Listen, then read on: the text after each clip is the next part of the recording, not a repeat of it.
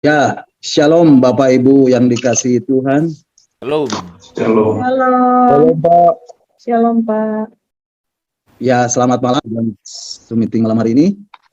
Dan juga teman-teman yang dengan setia selalu mengikuti dan mendengarkannya lewat live streaming melalui Facebook atau melalui YouTube. Selamat malam.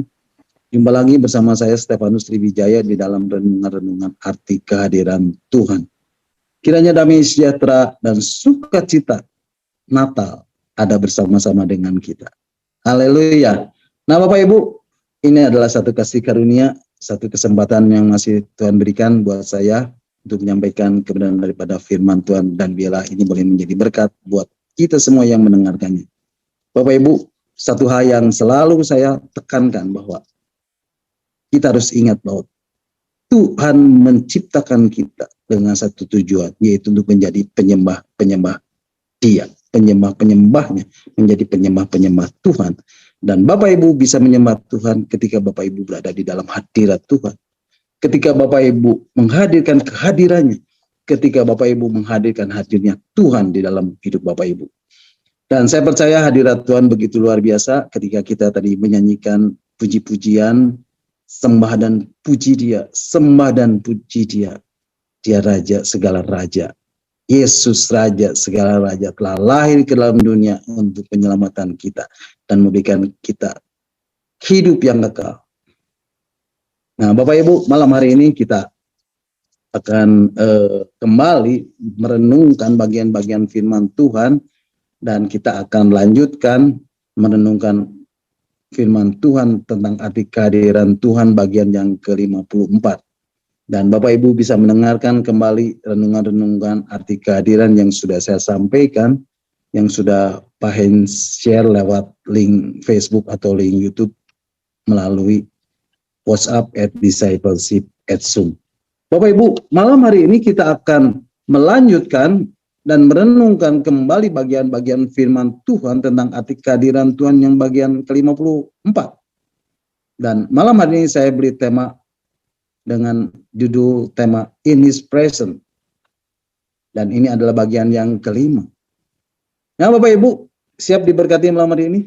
Berapa banyak yang siap? Boleh lambaikan tangan. Haleluya. Puji Tuhan. Bapak Ibu, sebelum kita melanjutkan pembahasan mengenai bagaimana cara bekerjanya malaikat di dalam hidup kita, atau bagaimana malaikat itu bekerja di dalam hidup kita, saya mau mereview renungan yang sudah saya sampaikan minggu yang lalu. Di dalam kitab Zakaria pasal 1 ayat 12 sampai 17. Nah Bapak Ibu, ini adalah seruan untuk bertobat kepada umat Allah. Umat Yehuda. Dan ini adalah yang menjadi latar belakangnya. Dikatakan sangat murka Tuhan atas nenek moyangmu. Sebab itu katakanlah kepada mereka, beginilah firman Tuhan semesta alam. Kembalilah kepadaku, demikianlah firman Tuhan semesta alam. Maka aku pun akan kembali kepadamu. Nah Bapak Ibu, saya mau menjelaskan firman Tuhan ini buat Bapak Ibu. Bapak Ibu, firman Tuhan ini adalah penglihatan yang datang kepada Nabi Zakaria. Dan Nabi Zakaria ini melihat seorang penunggang kuda merah. Dia sedang berdiri di antara pohon-pohon murad di dalam jurang, dan di belakangnya ada kuda-kuda yang merah jambu dan yang putih. Kemudian Nabi Zakaria ini bertanya, apakah arti semuanya ini? Lalu malaikat yang berbicara dengan aku itu menjawab, aku ini akan memperlihatkan kepadamu apa arti semuanya ini. Mari Bapak Ibu, kita akan membacanya di dalam kitab Zakaria pasal 1 ayat 12 sampai 17. Nah, kitab Zakaria pasal 1 ayat 12 mengatakan, berbicaralah malaikat Tuhan itu, katanya, ya Tuhan semesta alam, berapa lama lagi engkau tidak menyayangi Yerusalem dan kota-kota Yehuda yang telah 70 tahun lamanya kau murkai itu? Bapak Ibu perhatikan. Di sini dikatakan berbicaralah malaikat Tuhan itu. Jadi Bapak Ibu, malaikat Tuhan itu berbicara kepada Tuhan. Katanya, ya Tuhan, semesta alam, berapa lama lagi engkau tidak menyayangi Yerusalem dan kota-kota Yehuda yang telah 70 tahun lamanya kau murkai? Bapak Ibu, malaikat ini mempunyai perhatian besar terhadap Yerusalem dan kota-kota Yehuda, terhadap umat Allah di Yehuda, untuk dipulihkan lagi. Dan malaikat ini bertanya kepada Allah, berapa lama lagi engkau tidak menyayangi Yerusalem dan kota-kota Yehuda? Sudah 70 tahun lamanya kau murkai. Lalu Alkitab menjawab, Tuhan menjawab dengan ramah, dengan kata-kata yang menghibur. Nah Bapak Ibu, mari kita baca di ayat yang ke-13. Lalu kepada malaikat yang berbicara dengan aku ini, Tuhan menjawab dengan kata-kata yang ramah dan yang menghibur kami. Dan yang menghiburkan. Jadi Bapak Ibu, ada jawaban dari Tuhan. Dan malaikat yang menangkap jawaban Tuhan ini, dia mengerti akan kehendak Tuhan. Selanjutnya apa yang terjadi Bapak Ibu? Malaikat itu menyampaikannya kepada Nabi Zakaria dan menyerukan ini. Serukan ini. Artinya, hai Nabi Zakaria, teriakan ini. Katakan ini. Serukan firman Tuhan ini. Katakan begini firman Tuhan. Dan katakan ini firmannya. Serukan itu. Mari kita baca di dalam ayat yang ke-14. Berkatalah kepadaku malaikat yang berbicara dengan aku itu, serukanlah ini. Beginilah firman Tuhan semesta alam. Sangat besar usahaku untuk Yerusalem dan Sion. Ayat 15. Tetapi sangat besar murkaku terhadap bangsa-bangsa yang merasa dirinya aman. Yang sementara aku murka sedikit telah membantu menimbulkan kejahatan. Ayat ke-16. Sebab itu, beginilah firman Tuhan, aku kembali lagi kepada Yerusalem dengan kasih sayang. Rumahku akan didirikan pula di sana. Demikianlah firman Tuhan semesta alam. Dan tali pengukur akan direntangkan lagi di atas Yerusalem. Ayat 17. Serukanlah ini. Selanjutnya, beginilah firman Tuhan semesta alam. Kota-kotaku akan berlimpah-limpah pula dengan kebajikan. Dan Tuhan akan menghibur Sion dan akan memilih Yerusalem pula. Jadi Bapak Ibu, kenapa kita harus menyerukan firman Tuhan ini? Sebab untuk menggerakkan malaikat bekerja bagi kepentingan umat Tuhan, ada dua faktor yang dominan. Yang pertama, harus ada firman Tuhan. Harus ada firman dari Dia. Yang kedua, firman itu harus diucapkan oleh mulut orang yang percaya. Harus diserukan oleh mulut orang yang percaya. Maka dari itu Bapak Ibu, mari kita mengucapkan firman Tuhan ini dengan bersuara. Dan serukan firman itu minimal terdengar oleh telinga kita. Dan supaya kita juga menjadi terbiasa mengucapkan firman Tuhan dengan mulut kita. Dengan bersuara. Karena ini penting Bapak Ibu. Karena inilah yang akan menggerakkan malaikat bekerja untuk kepentingan umat Tuhan. Karena inilah yang akan menggerakkan malaikat bekerja di dalam hidup kita. Nah Bapak Ibu, saya mau membuktikan bahwa hal ini terjadi dan ini harus melalui doa. Bapak Ibu, ketika kita berdoa dan kita mendapat firman Tuhan, maka malaikat itu bergerak. Karena malaikat hanya dapat bergerak kalau ada firman Tuhan. Tetapi firman Tuhan itu sendiri akan turun kalau ada doa dari orang-orang benar. Bapak Ibu, perhatikan firman Tuhan tadi. Pertanyaan malaikat tadi kepada Tuhan melahirkan jawaban dari Tuhan. Dan jawaban dari Tuhan itulah firman Tuhan.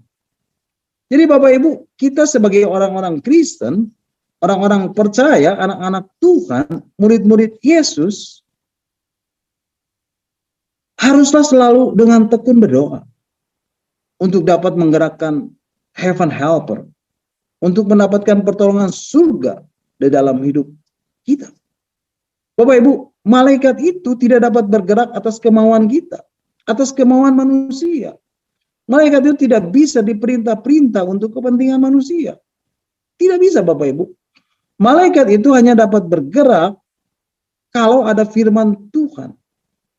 Kalau malaikat bekerja berdasarkan firman yang datang dari Tuhan, Bapak Ibu, maka kalau kita ingin melihat malaikat bergerak di dalam kehidupan kita, bagi kerajaannya, pertama-tama bagian kita adalah memakai lutut kita untuk berdoa. Dan ketika kita berdoa, kita akan mendapatkan firman Tuhan. Kita mendapatkan jawaban dari Tuhan atas firman, melalui firman Tuhan. Amin, Bapak Ibu. Yang menjadi pertanyaan adalah, kenapa seringkali doa kita nggak terjawab atau belum terjawab?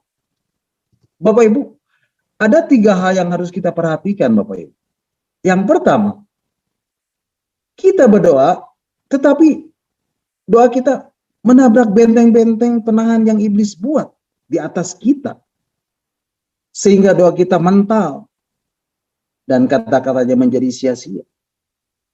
Mari Bapak Ibu kita akan membacanya di dalam surat 2 Korintus pasal 10 ayat yang ke-4.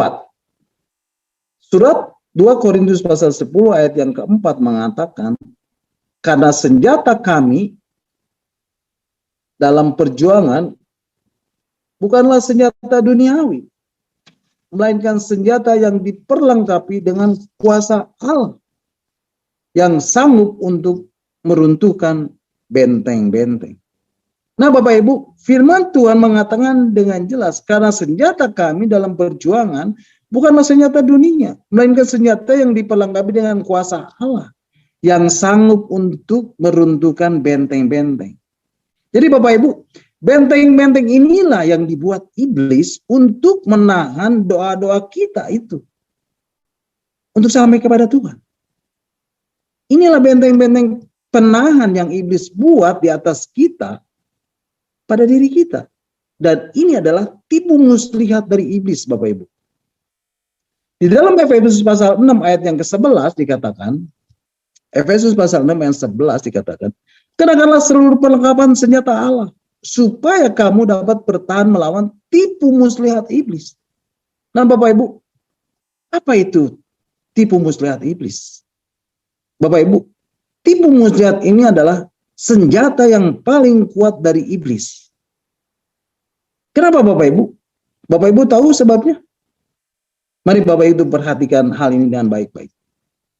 Bapak Ibu, tipu muslihat ini atau tipu daya atau penyesatan ini berbeda dengan dusta, Bapak Ibu.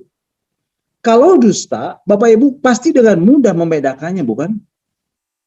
Tapi yang dimaksud dengan tipu muslihat, tipu daya, penyesatan ini susah untuk dibedakan, Bapak Ibu. Dan ini yang digunakan iblis kepada manusia di Taman Eden.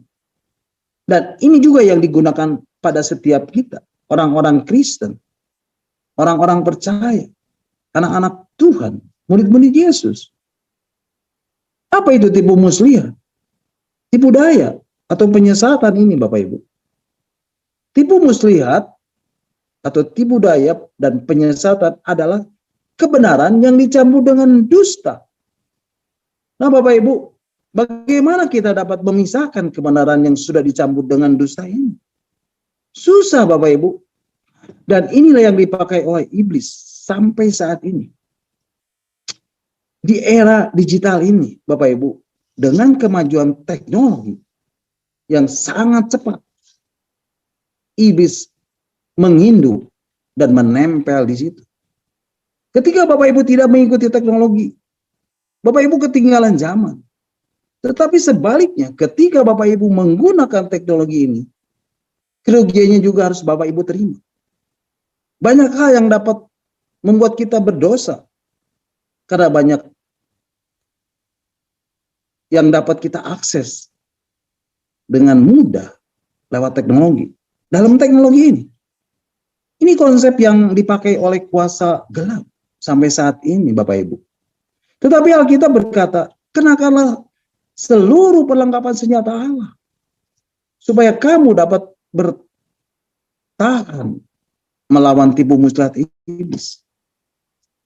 Bapak Ibu, pada saat kita berdoa kepada Tuhan, memohon berkat Tuhan, Tuhan kirim berkat tidak?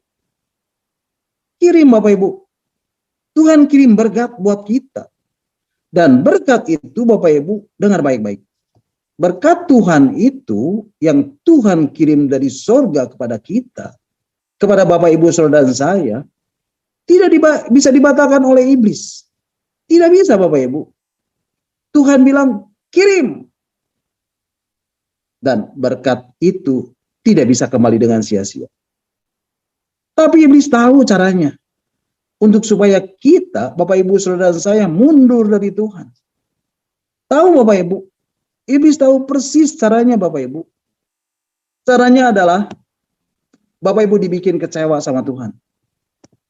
Yang paling dibikin orang kecewa sama Tuhan, itu frekuensinya paling besar Bapak Ibu. Ketika Bapak Ibu mau diberi berkat oleh Tuhan, dan iblis tahu kalau berkat itu pasti sampai kepada Bapak Ibu Saudara dan saya. Tapi iblis akan berusaha dengan berbagai cara. Dengan segala macam cara. Dan menjadikan berkat itu tertunda buat Bapak Ibu. Karena kalau berkat Tuhan atau janji Tuhan buat Bapak Ibu diterimanya lama, biasanya Bapak Ibu mulai mempertanyakan Tuhan, bukan? Sehingga Bapak Ibu menjadi kecewa sama Tuhan. Dan imannya menjadi berubah. Dan begitu berkatnya tiba, iman Bapak Ibu sudah berubah. Batal Bapak Ibu. Dan iblis akan berusaha selama mungkin berkat itu sampai kepada Bapak Ibu. Sehingga Bapak Ibu menjadi kecewa. Bapak Ibu ingat. Daniel, mari kita lanjutkan tentang malaikat. Dan kita akan membacanya di dalam kitab Daniel pasal 10 ayat 11 dan 12. Bagaimana Gabriel mendapati Daniel sedang berdoa. Mendapati Daniel di dalam doanya selama 21 hari. Kitab Daniel pasal 10 ayat 11 dan 12 mengatakan, katanya kepadaku, Daniel, engkau orang yang dikasihi. Camkanlah firman Tuhan yang kukatakan kepadamu. Dan berdirilah pada kakimu. Sebab sekarang aku diutus kepadamu. Ini malaikat Gabriel Bapak Ibu. Ketika hal ini dikatakannya kepadaku, berdirilah aku dengan gemetar. Ayat 12. Lalu katanya kepadaku, jangan takut Daniel. Sebab telah didengar perkataanmu sejak hari pertama engkau berniat untuk mendapatkan pengertian dan untuk merendahkan dirimu di hadapan Allahmu. Dan aku datang oleh karena perkataanmu itu. Bapak Ibu, perhatikan kata-kata yang terakhir dari ayat 12 ini. Di sini katakan, dan aku datang, malaikat Gabriel datang oleh karena perkataanmu itu. Bapak Ibu, ini perkataan anak Tuhan yang diucapkan di hadapan Allahnya. Itulah yang menggerakkan malaikat kepada Bapak Ibu. Sebab doa itu adalah doa karena kita ingin tahu Tuhan dan ingin mengenal Tuhan lebih lagi. Dan ketika kita merendahkan hati kita, itulah yang menggerakkan surga. Dan ketika itulah Allah berfirman. Sehingga tentara surga bergerak. Gabriel bergerak dan diutus. Itu bukan nunggu 21 hari Bapak Ibu. Pada hari pertama Daniel berdoa. Pertama itu juga langsung Tuhan berkata. Go, pergi. Malaikat Gabriel diutus Allah. Tapi kenapa Daniel sampai berdoa 21 hari Bapak Ibu? Nah, Bapak Ibu bisa mendengarkan kembali renungan-renungan yang sudah saya sampaikan minggu lalu. Kenapa Daniel menunggu sampai 21 hari? Bapak Ibu bisa mendengarkannya kembali. Nah Bapak Ibu, inilah siasat dari iblis Bapak Ibu. Dan iblis mencoba untuk menahan, memblok, dan membuat berkat Tuhan itu tertunda. Tetapi Daniel konsisten di dalam berdoa Bapak Ibu. Jadi Bapak Ibu, iblis akan membuat berbagai cara. segala macam cara untuk menahan berkat Tuhan sampai kepada Bapak Ibu. Untuk menahan berkat Tuhan itu turun kepada Bapak Ibu. Untuk membuat berkat Tuhan itu tertunda. Iblis akan tahan berkat Tuhan itu selama mungkin. Begitu Bapak Ibu menunggu lama, Bapak Ibu pasti bertanya, Tuhan, Engkau katanya berjanji. Mana? Mana? Mana? Dan ketika tiba-tiba hati Bapak Ibu mau mempertanyakan Tuhan, iman Bapak Ibu berubah hari itu juga. Tidak sama Tuhan lagi. Dan mungkin bisa pindah sama ilah lain. Maka berkat itu tidak lagi menjadi milik Bapak Ibu. Itulah benteng-benteng yang dibuat iblis di atas kita dalam hidup kita. Jadi Bapak Ibu, ketika iblis berusaha memasang satu batu penahan kecil di atas kepala kita, dan kemudian iblis berusaha lagi memasang satu batu penahan kecil di atas kita yang membuat berkat Tuhan tertunda. Dia selanjutnya akan memasang satu batu penahan kecil lagi di atas kita. Dan dia akan pasang terus. Dan seterusnya, dan seterusnya, dan seterusnya. Sehingga menjadi benteng penahan yang kokoh. Dan ketika benteng penahan yang dibuat iblis itu menjadi semakin luas, maka Bapak Ibu akan menjadi orang yang tidak lagi memiliki pengharapan. Dan Bapak Ibu akan mengalami yang namanya problem. Masalah di dalam hidup. Nah Bapak Ibu, semakin tebal benteng penahan yang dibuat iblis di dalam hidup Bapak Ibu, semakin sulit buat Bapak Ibu untuk membobolnya, untuk menembusnya, untuk merobohkannya, untuk meruntuhkannya, sehingga berkat Tuhan itu tidak turun dalam hidup Bapak Ibu. Akhirnya Bapak Ibu ngutang sana, ngutang sini, tipu sana, tipu sini buat bayar utang, licik, picik, dan seterusnya, dan seterusnya, dan seterusnya. Nah Bapak Ibu, kalau hal ini terjadi dalam kehidupan Bapak Ibu, repot Bapak Ibu. Hidup ini akan menjadi repot. Nah yang menjadi pertanyaan adalah, bagaimana benteng itu bisa muncul Bapak Ibu? Mari kita baca ayat selanjutnya di dalam surat 2 Korintus pasal 10 ayat yang ke-5. Surat 2 Korintus pasal 10 ayat 5 mengatakan, kami mematahkan setiap siasat orang dan merubuhkan setiap kubu yang dibangun oleh keangkuhan manusia untuk menentang pengenalan akan Allah. Kami menawan segala pikiran dan menaklukkannya kepada Kristus. Bapak Ibu, firman Tuhan ini dengan jelas mengatakan, kami mematahkan setiap siasat orang. Bapak Ibu dikatakan setiap siasat orang. Artinya ketika kita membangun siasat, itu berarti iblis sedang memasang batu penahan di atas kita, di dalam hidup kita. Kemudian dikatakan, dan merubuhkan setiap kubu yang dibangun oleh keangkuhan manusia untuk menentang pengenalan akan Allah. Artinya ketika kita membangun kubu oleh keangkuhan manusia untuk menentang Allah, berarti iblis sedang memasang batu kecil penahan di atas kita dalam hidup kita. Dan seterusnya, dan seterusnya.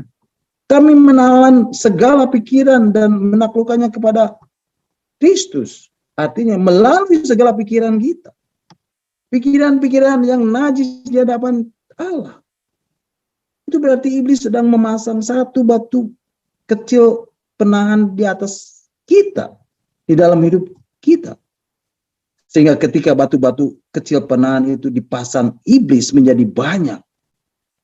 Muncullah yang namanya benteng.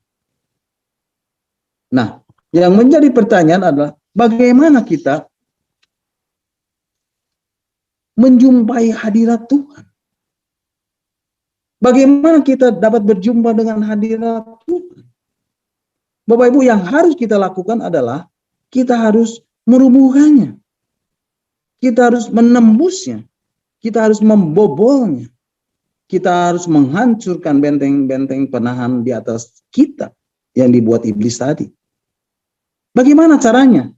Supaya kita bisa merobohkannya, menembusnya, membobohnya, menghancurkan benteng-benteng di atas kita yang dibuat iblis tadi, Bapak Ibu.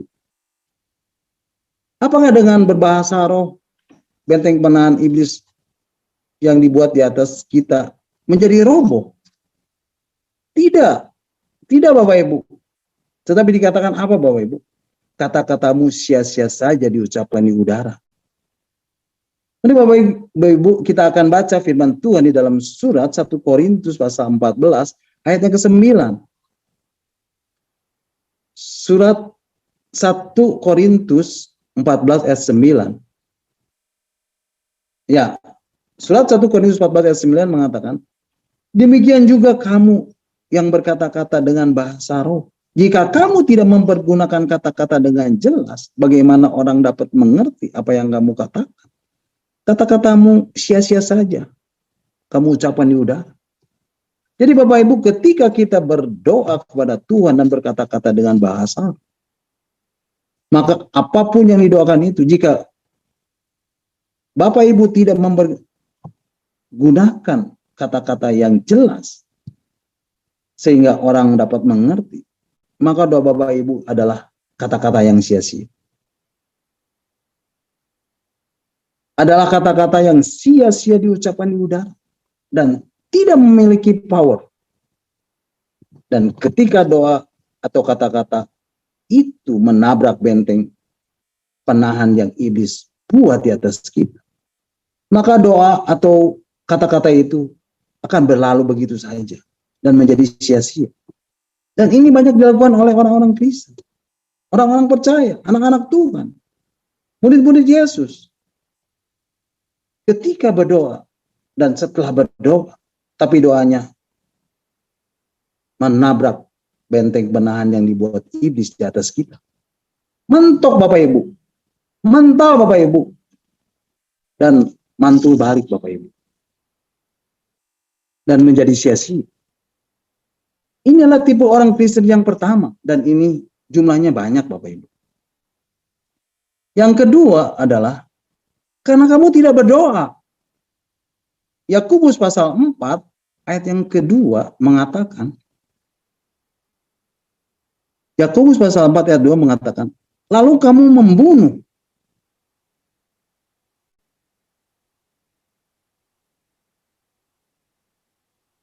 Ya, mengatakan lalu kamu mengingini sesuatu tetapi kamu tidak memperolehnya. Lalu kamu membunuh, kamu iri hati, tetapi kamu tidak mencapai tujuanmu. Lalu kamu bertengkar dan kamu berkelahi. Kamu tidak memperoleh apa-apa karena kamu tidak berdoa. Jadi Bapak Ibu, kalau untuk memperoleh apa-apa, itu harusnya bagaimana? Harusnya berdoa. Nah, kemudian Bapak Ibu dikatakan di ayat selanjutnya, yaitu Yakobus pasal 4 ayat 3 mengatakan, atau kamu berdoa juga, tetapi kamu tidak menerima apa-apa, karena kamu salah berdoa. Sebab yang kamu minta itu, hendak kamu habiskan untuk memuaskan hawa nafsu. Jadi Bapak Ibu, berdoa, ya berdoa. Tapi mentok Bapak Ibu, mental dan mantul balik. Karena ada benteng penahan yang dibuat kita. Hingga hasrat hatinya hilang. Dikatakan doa seperti ini hanya untuk memuaskan nafsu. Sehingga tidak mendapatkan apa-apa.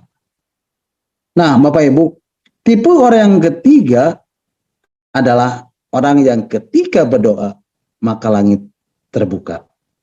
Nah Bapak Ibu, mungkin yang bagian ketiga ini kita akan bahas di minggu depan, karena ini cukup panjang dan ini yang menjadi sesuatu yang penting sekali. Nah Bapak Ibu, mungkin renungan kita malam hari ini sampai di sini, dan saya percaya Bapak Ibu, apapun yang sudah kita dengar malam hari ini, yaitu kebenaran firman Tuhan, yang sudah saya sampaikan itu akan mengubah hidup Bapak Ibu dan saya.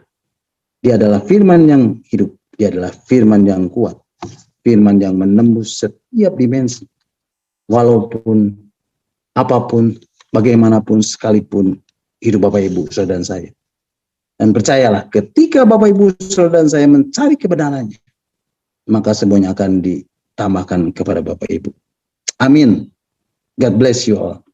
Nah, silakan Bapak Ibu kalau ada yang mau menambahkan atau ada yang mau bertanya, nanti Pak Inja akan menjawabnya. Amin. Terpujilah Tuhan. Mari Bapak Ibu kita akan bersyukur, mengucap syukur buat renungan yang sudah kita dengar dan yang sudah saya sampaikan, dan kita akan berdoa.